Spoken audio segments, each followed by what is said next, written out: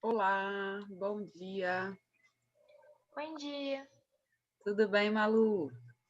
tudo bem? Que bom. Recebeu, né, o arquivo lá com as sugestões de correção, né? Recebi sim. Ah, eu mandei naquele mesmo dia. Agora, hoje de manhã, eu me lembrei que eu falei de fazer um vídeo ensinando as notas de página, né? Hoje que eu lembrei. Ah, verdade. Vou anotar aqui para eu não esquecer. Aí amanhã eu faço e te mando, tá? Tá, obrigada. Nada, que amanhã eu tô mais tranquila. Hoje é um dia cheio. Oi, Léo, bom dia, tudo bem? Bom dia, tudo. Que bom. Como se sente com 18 anos? Normal. Igual, né? Deixa eu só anotar aqui uma coisa.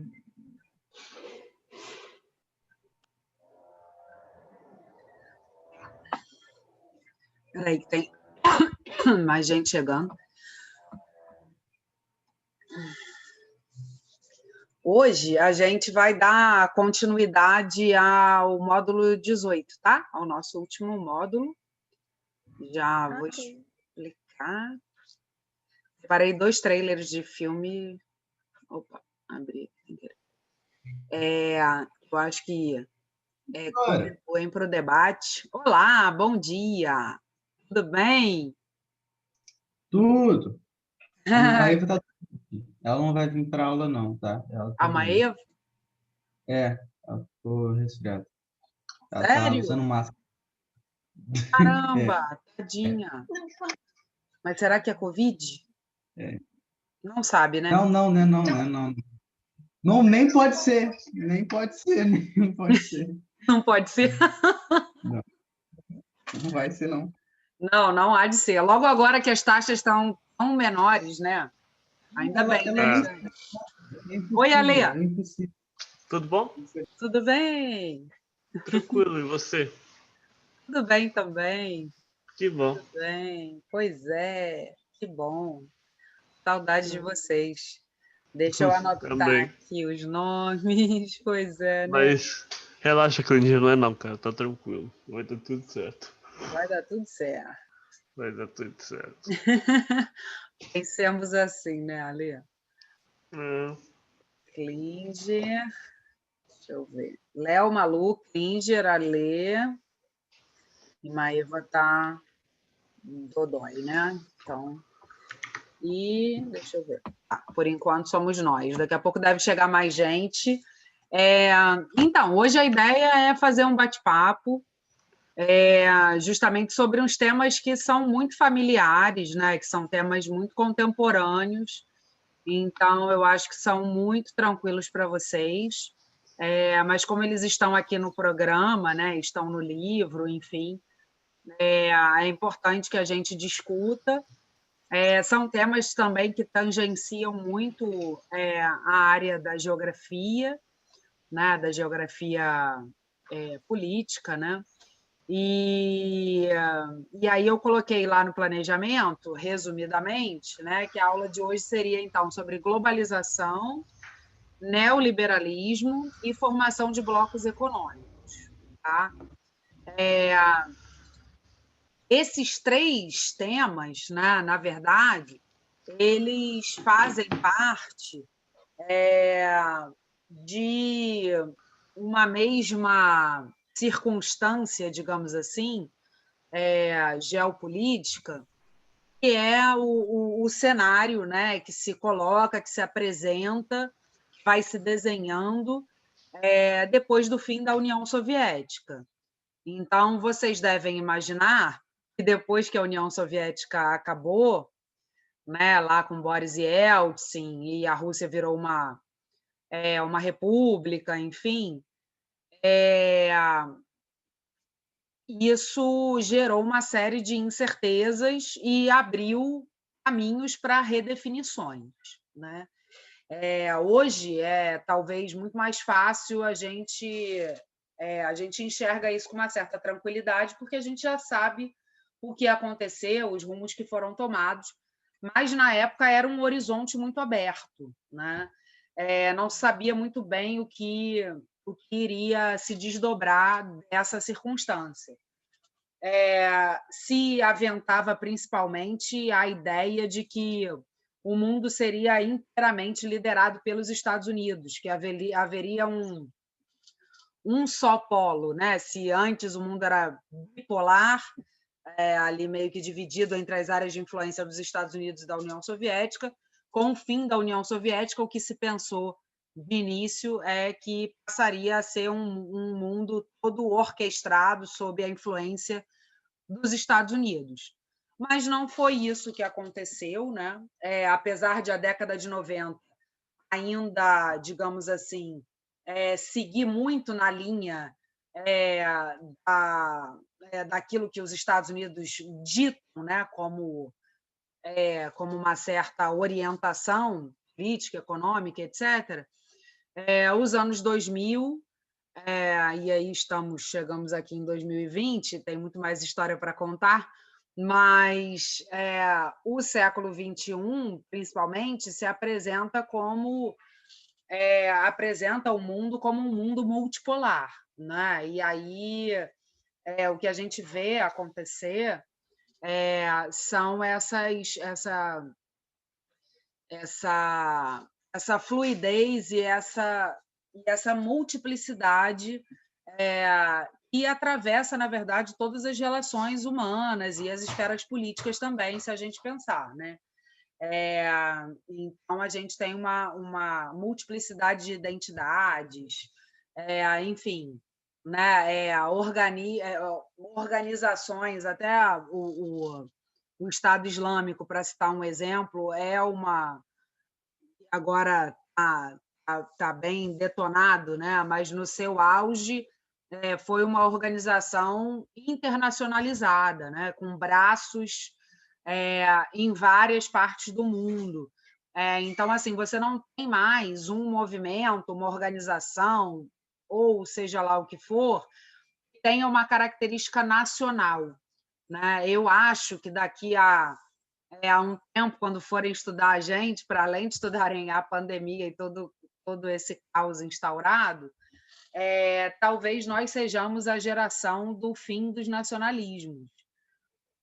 Apesar da gente ter governos em vários países do mundo que se agarram muito ainda a essa bandeira, né, digamos assim, do nacionalismo e se dizem contrários a uma espécie de globalismo, né?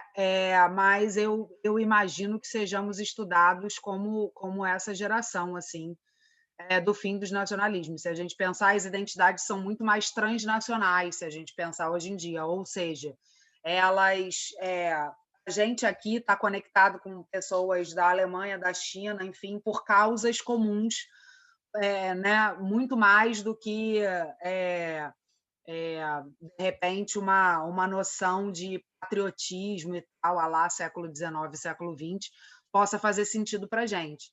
Né? Faz muito mais sentido, principalmente para as gerações de vocês e tal, a questão das causas ambientais, da urgência da discussão do clima e etc. Né? E aí a gente se conecta com pessoas do mundo inteiro e as fronteiras ficam muito fluidas, né?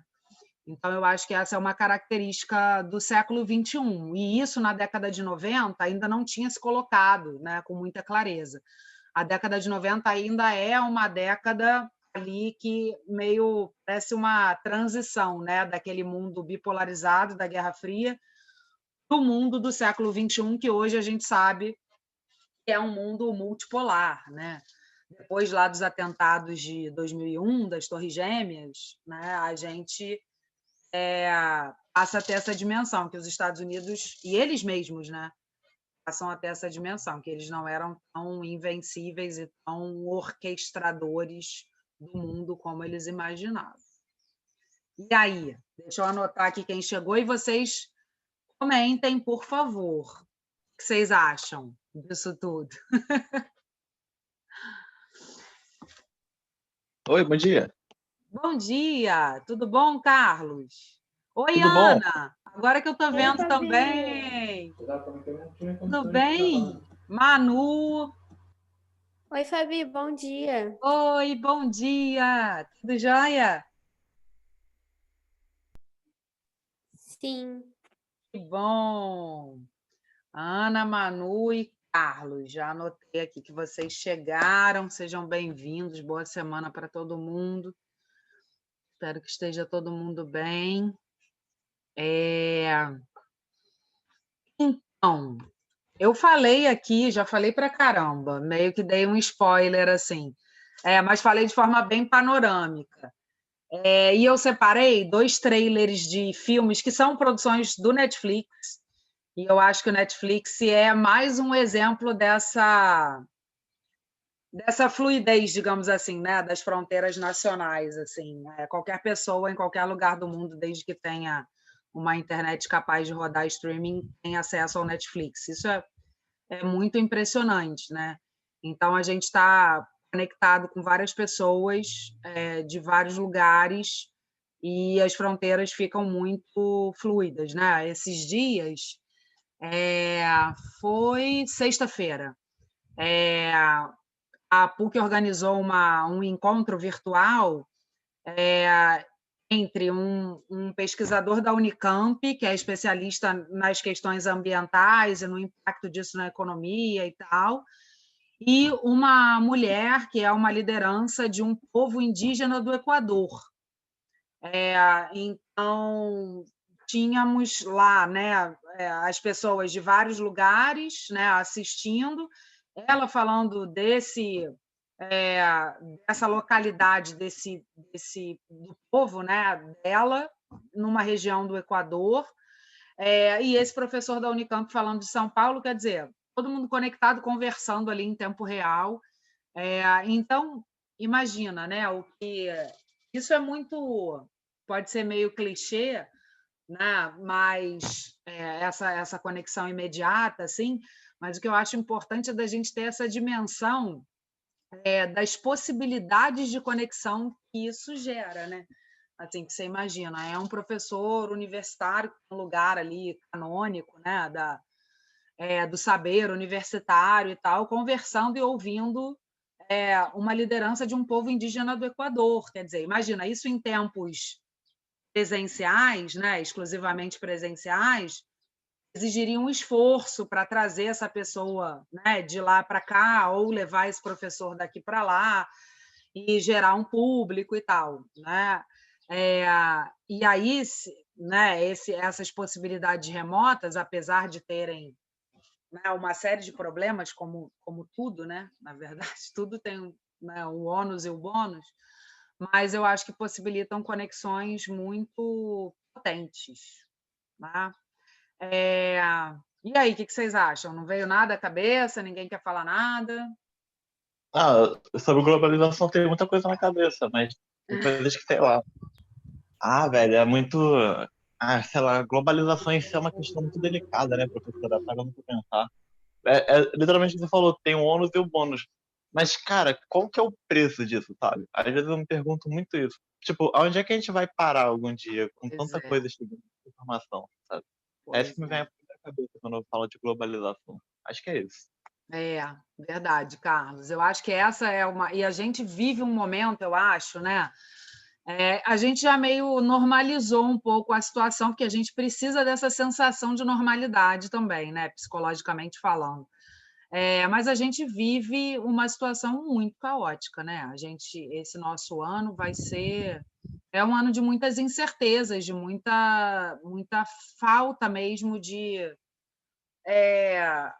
as expectativas ficaram muito frágeis, né? A gente não consegue projetar nada a longo prazo. Esses dias eu estava fazendo um curso com um professor que é filósofo, crítico literário, enfim, lá da Universidade de Stanford, mais um benefício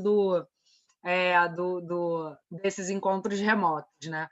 E ele falava justamente sobre isso, que a gente vive um tempo em que a gente sobrevive sobrevivendo. Você não consegue, você vai tipo um dia de cada vez, né?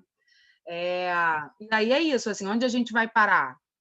Não sabemos. Acho que nunca soubemos, né? Mas agora acho que isso ficou talvez mais assim escancarado, né? Mais muito muito impressionante, assim, ainda mais por conta de todas essas ameaças dos sinais que o meio ambiente vem dando, né? Então, assim, a gente realmente não sabe.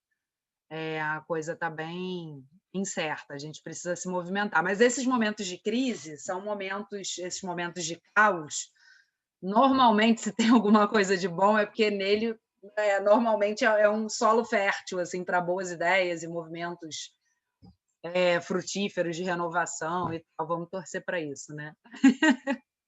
A gente é parte disso, mesmo que a gente não se coloque, ou mesmo involuntariamente, a gente, de alguma maneira, contribui, né, para isso tudo. Mais alguém?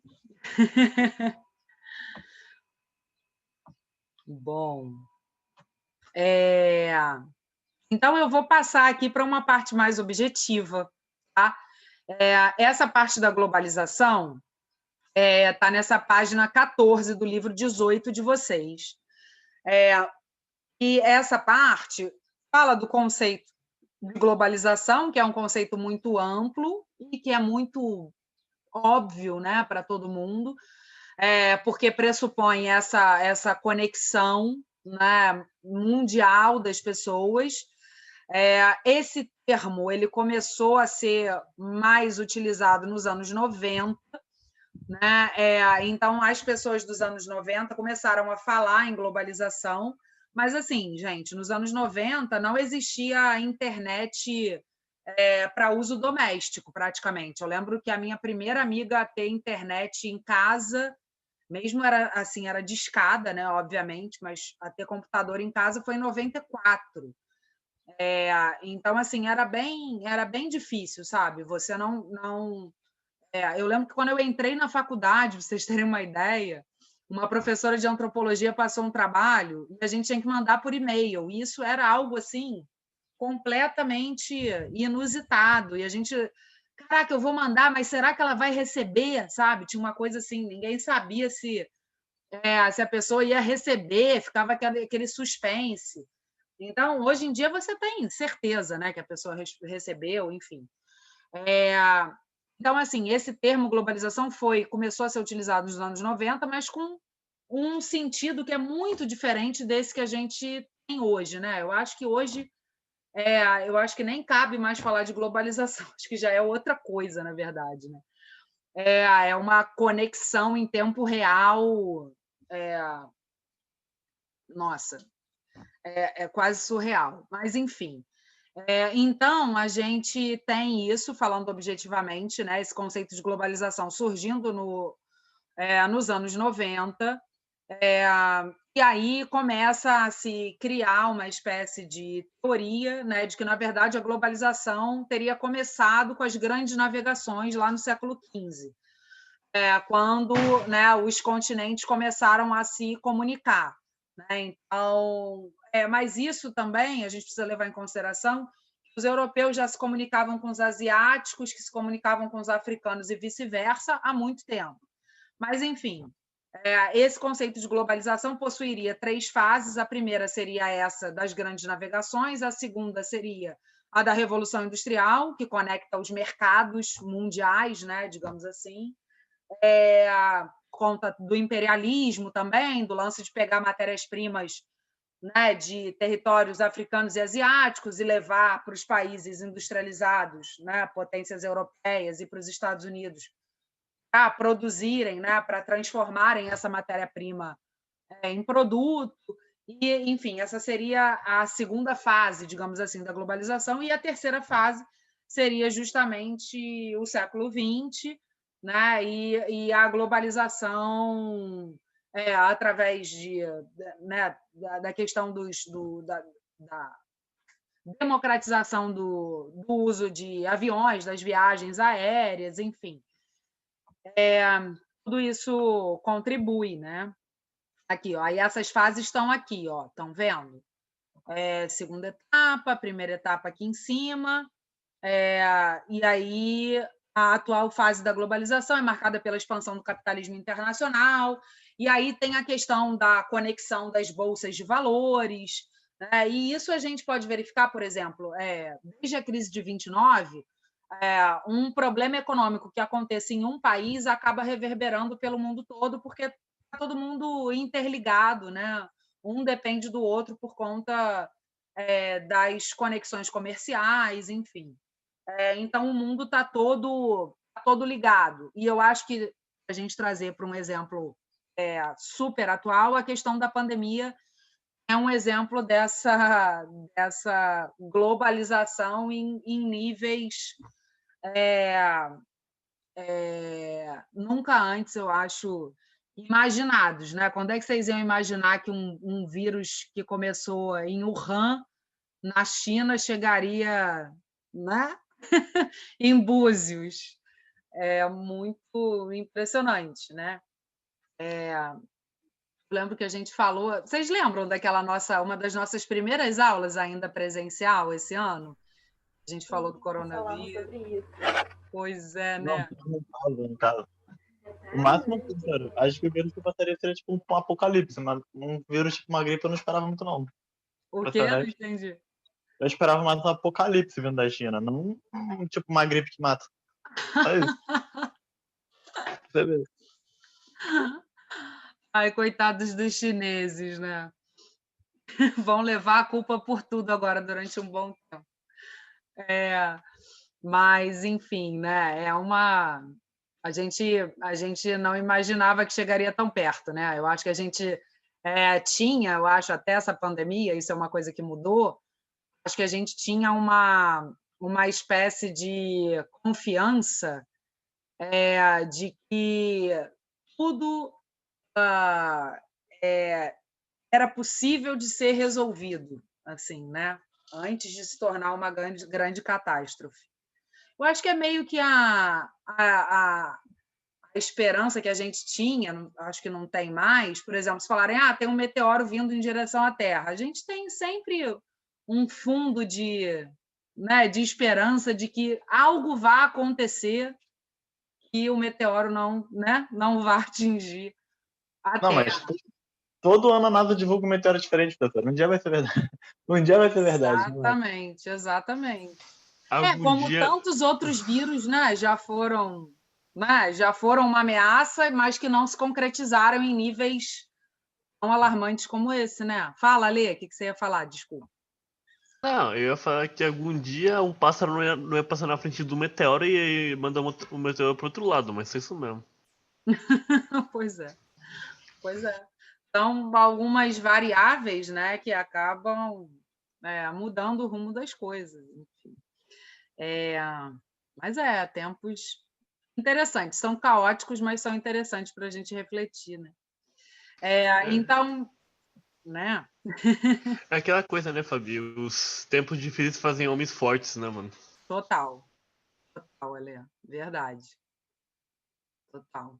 Fazem toda a diferença. Quando a gente está na nossa zona de conforto, a gente ousa muito menos, né? E aí a gente tem gerações e gerações que viveram nessa zona de conforto. E agora a gente é provocado a criar alternativas, a criar saídas, né? O que a gente vai fazer com isso é a questão, né? Vamos ver. Mas estamos aí, né? Experimentando esse tempo louco. Bom, tem um vídeo aqui, mas eu achei o vídeo meio bobinho, sabe? Uma coisa de Papai Noel, achei meio bobinho. Depois, se vocês quiserem, eu envio para vocês, mas acho que vocês não vão gostar. Eu achei meio infantil. Aí eu não vou botar os trailers dos filmes, que eu acho que é muito mais interessante. Aí aqui fala da expansão do comércio mundial, de como isso contribui para a globalização, né? Principalmente depois da Segunda Guerra Mundial. E aí o mundo, depois da Segunda Guerra, né, começa a pensar as soluções para produzir mais riqueza e para voltar a crescer, né? Porque a guerra dá uma detonada mesmo assim, nas economias, nas principais economias do mundo. Então, eles criam algumas soluções né? Tem aqui o Acordo Geral de Tarifas e Comércio, que tem a intenção e consegue, de fato, diminuir o protecionismo alfandegário, que são aquelas medidas de proteger a própria economia e taxar com altos impostos os produtos que vêm de fora. Eles pensam, cara, se a gente diminuir esses impostos, vai ser bom para todo mundo, porque as mercadorias vão circular mais, vai gerar mais receita, enfim, é bom para todo mundo. É meio burro você ficar, né, criando barreiras assim. Então, isso contribui muito também para a globalização. Aqui mostra, né, o resultado disso, né, de que as tarifas alfandegárias reduziram de 40% para 10%, né, e fez com que as exportações mundiais passassem de 58 bi para 700 bi. Então, assim, é riqueza compartilhada, né? Assim, é claro que a gente está falando em termos bem amplos, não estamos considerando o aprofundamento das desigualdades sociais, mas em termos macroeconômicos, isso fez sentido.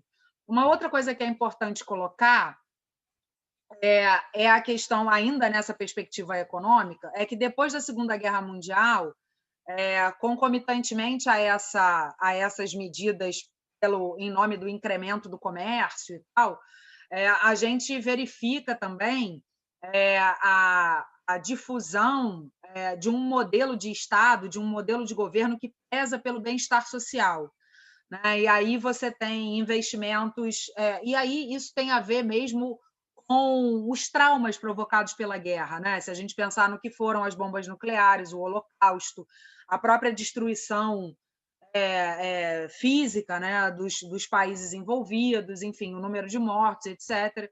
Para o trauma simbólico disso, a gente tem, depois da guerra, um esforço dos governos por tentarem oferecer e garantir, na verdade, melhor dizendo, o bem-estar social das suas populações. Então, vão ser governos que vão investir em medidas sociais, de amparo social, saúde, educação, moradia, esses pilares básicos, né, de assistência social. E esse modelo ele vai vigorar até a década de 80, então é um modelo meio que simultâneo à Guerra Fria. Quando você tem, na década de 80, já um esfacelamento da bipolarização, isso corresponde também, a gente já viu, né, por vários vieses, como é que o mundo passou a se comportar na década de 80. Já vimos na política do Brasil com a redemocratização, já vimos a questão da União Soviética, o fim da União Soviética, o Muro de Berlim, né, a queda do Muro de Berlim e tal. Em termos econômicos, a gente começa a ter o aparecimento de governos neoliberais. E aí, os principais referenciais desses governos neoliberais vão ser a Margaret Thatcher, que é uma figura famosérrima, primeira-ministra, né, da Inglaterra, conhecida como Dama de Ferro e tal. A gente vai ter o Ronald Reagan, presidente dos Estados Unidos, na mesma época, né, que vai ter essa política neoliberal. E aí a América Latina, por sua vez, começa a experimentar também alguns regimes neoliberais. O Chile, por exemplo, com o Pinochet, ainda na ditadura, né, vai ter uma política neoliberal implementada. O Brasil, só na década de 90, né, sobretudo a partir do governo do Fernando Henrique Cardoso, vai meio que adotar, vai por esse caminho do neoliberalismo. E o que é o neoliberalismo? Alguém tem isso claro e gostaria de compartilhar?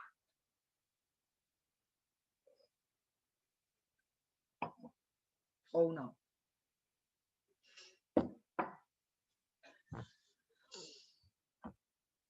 Vocês estão quietinhos, hein?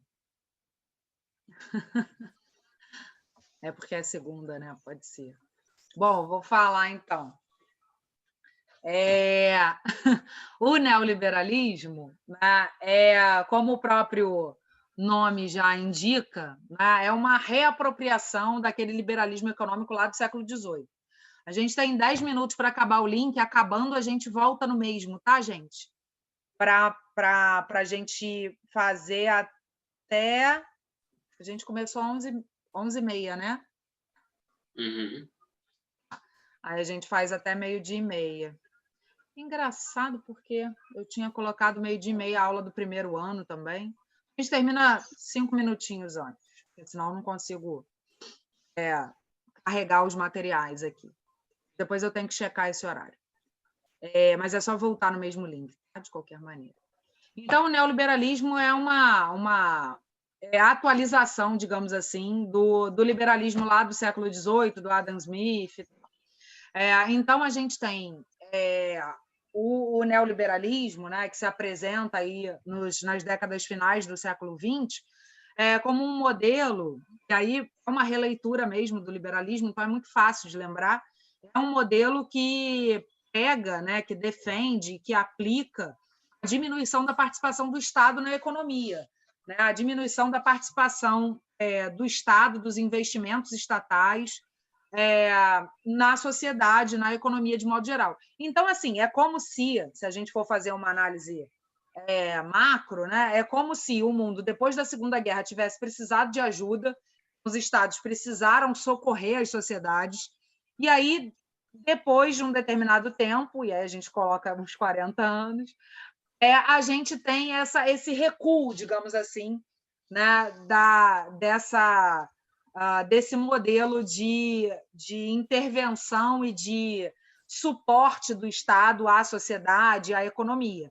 Então, o neoliberalismo é o Estado recuando dessas obrigações do bem-estar social. Então, vão ser várias empresas privatizadas, empresas estatais, vão ser vendidas para a iniciativa privada, você tem a diminuição da participação do Estado na previdência social, na garantia das aposentadorias, e aí surgem vários fundos privados de pensão, né, como são chamados aqui no Brasil, fundos de pensão, fundo previdência privada de modo geral, e os bancos vão, né, se dar muito bem nessa história. A gente tem uma série de recuos do Estado, e esses recuos do Estado, ao mesmo tempo, né, que desoneram o Estado, eles abrem brechas para que a iniciativa privada ocupe essa vaga, né? E aí a população acaba tendo que arcar com muitos desses custos. Isso em países com desigualdades sociais muito aprofundadas, como é o caso da maior parte dos países da América Latina, tem um custo muito alto, assim, principalmente para os setores menos favorecidos economicamente da sociedade, né? Então, a gente tem um custo muito alto. Para países mais desenvolvidos, né, com renda per capita mais alta, você tem um impacto talvez menor, né? Mas, assim, em países como o Brasil, por exemplo, você tem um impacto maior dessas medidas, tá? Mas o neoliberalismo é uma realidade dos anos 90 e do início dos anos 2000. Alguma pergunta sobre esse aspecto? Não. Não? Tá. Aqui, gente, nesse trechinho aqui de Nova Ordem Mundial, a gente tem a questão do surgimento do G8, que originalmente era G5, olhem só. E aí foi, né, ganhando ali mais alguns adeptos e acabaram se tornando G8, e hoje contam, inclusive, com a participação da Rússia. Então, é interessante, porque, assim, quando a União Soviética acaba e tal, e se imagina, né, que os Estados Unidos comandem o mundo, não se imaginava jamais que a Rússia poderia voltar a disputar e a ter um protagonismo tão grande, mas eles não demoram a desenvolver, a recuperar esse protagonismo, a crescer economicamente e tal. E aí, em 98, a Rússia passa a integrar o G8, né, e a fazer parte, portanto, do grupo de países com as maiores economias do mundo. Inicialmente, eles eram... Está aqui, ó, tá vendo? Vou marcar aqui para ficar mais fácil, para destacar. Inicialmente eram Estados Unidos, Japão, Alemanha Ocidental, né? Aí antes do Muro de Berlim, Grã-Bretanha e França, né? Que eram os 5 grandes. Eles ficaram conhecidos como G5 na ocasião da discussão da crise do petróleo, em 73, aquela crise provocada pela guerra do Yom Kippur. Depois de 6 anos, né, eles passam a ser o G7, porque aí entram a Itália e o Canadá, e em 98, finalmente, a Rússia entra e passa a ser G8, como é até hoje. Então, isso, e aqui já se fala, né, nesse parágrafo aqui abaixo, já se fala numa configuração multipolar, que é esse tipo, né, esse cenário que eu tentei descrever aí no início da nossa aula, que já se desenha aí nos anos finais, então, do século XX, com essa adesão da Rússia. Então, você tem várias, né, economias aí grandes, né? Você não tem uma concentração em um ou dois países, não. Você tem uma ampliação, né? Um leque mais ampliado de economias influentes. E aí, se a gente for falar de hoje em dia, o papel da China, né? O que a China fez nas últimas décadas é realmente muito impressionante. Enfim. E aí, essa questão da economia global, aqui tem uma imagem das principais praças financeiras do mundo em 2010. Nesse capítulo aqui do livro de vocês também tem uma reflexão sobre a crise econômica de 2008, que é uma crise econômica meio que começa nos Estados Unidos, é uma crise do mercado, inicialmente, né, do mercado imobiliário. As pessoas não conseguem mais pagar pelas casas que compraram, né, que nos Estados Unidos o financiamento se chama hipoteca, né, comumente chamado de hipoteca. Aqui também, mas aqui se fala mais em financiamento, né, da casa própria, que as pessoas passam a vida inteira pagando, mas nos Estados Unidos isso fez uma bolha tão grande, né, tantas pessoas conseguiram ter acesso ao financiamento, que chegou um momento que essas pessoas já não conseguiam mais pagar, né, a mensalidade dessas dívidas, e aí as casas começaram a ser devolvidas, e isso foi gerando uma cadeia de efeitos, né, que foram se desdobrando pelo mundo afora. E aí a gente, obviamente, sabe das conexões econômicas das principais praças internacionais, né, das principais praças econômicas, e essas coisas repercutem muito rapidamente, né? Então, a gente tem aqui essa imagem, tem aqui São Paulo, né, como uma das praças financeiras bastante aí relevantes, né, para esse cenário econômico mundial. Europa tem várias, né, Estados Unidos, Canadá. Na Ásia, a gente tem também várias. Pra vocês terem uma ideia, o Rio de Janeiro tinha uma bolsa de valores, né? E depois as operações foram transferidas todas para São Paulo. Aí a gente percebe como na América do Sul são poucas, e olhem só o tamanho, né? Porque esses círculos, essas circunferências que aparecem aqui, o tamanho delas representam, né, como vocês podem ver aqui na legenda, o impacto, né, e a dimensão que elas têm em bilhões de dólares, enfim. A quantidade, o volume de dinheiro que elas operam. E São Paulo é bastante superior às outras da América do Sul, né, e até a do México, se a gente reparar. Então, bom, acho que podemos ir para a próxima. Até aí alguma pergunta, gente? Ou está tranquilo? Tá tranquilo. Tá tranquilo. A gente está com um minutinho para cair o link, só para lembrar, ainda a gente volta no mesmo, tá? Aqui tem a questão do neoliberalismo, que eu já comentei, né? Aí fala do Pinochet, da Margaret Thatcher, do Reagan. Aqui fala da crise de 2008, que eu também já comentei. Essa é uma imagem mais antiga, de 85, vocês nem sonhavam em nascer.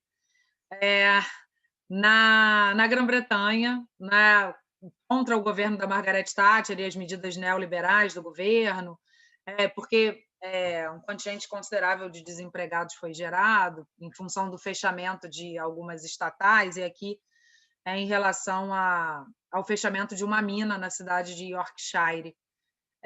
Enfim, só para contextualizar a foto. A gente já está terminando o link, e aí a gente voltando, eu falo aqui dos blocos econômicos e a gente assiste aos trailers dos filmes que eu separei para vocês. Vamos cair em